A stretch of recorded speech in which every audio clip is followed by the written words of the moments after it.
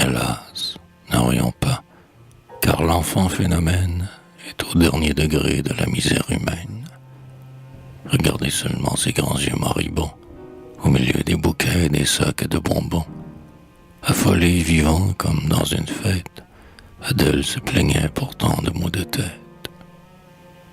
Un frisson secouait parfois son corps nerveux. Elle portait, d'instinct, la main à ses cheveux et disait « C'est passé ». Mais l'enfant de la balle, un soir ayant joué sa scène principale, effraya les acteurs par son teint enflammé. Et l'un d'eux, le fameux comique bien-aimé, qu'adore les titillés pour son grand nez qui bouge, lui dit « Mais pourquoi donc as-tu mis tant de rouge ?»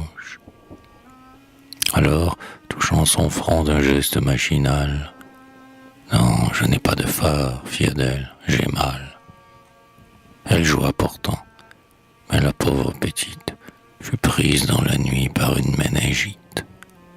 Quel désastre! On doubla le rôle sans pitié, mais la location baissa de moitié. Le médecin craignait une crise mortelle, et l'on n'entendait plus qu'un mot. Comment va-t-elle? Le directeur montra beaucoup de dévouement. Il l'avait fait porter dans son appartement, et de ses pères et mères il avait pris la place, veillant la chère enfant, lui mettant de la glace sur le front, l'entourant de ses soins amoureux. Une nuit, la malade eut un délire affreux. Elle croyait jouer avec ses camarades, récitait des fragments de rôle, des tirades, demandait si Nadar vendait sa carte album et si l'on avait fait, le soir, le maximum. On crut qu'elle serait à l'aurore enlevée, mais quand le docteur vint, il dit « Elle est sauvée ». Et vraiment, 4 jours après, elle allait mieux.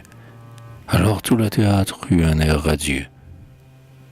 On allait donc enfin revoir la chère absente, reprendre l'orpheline. Et la convalescente, devant tous les acteurs penchés sur ses rideaux, soulevait doucement le verre de Bordeaux que le bon directeur avait versé lui-même et disait avec un sourire « À la 100e ».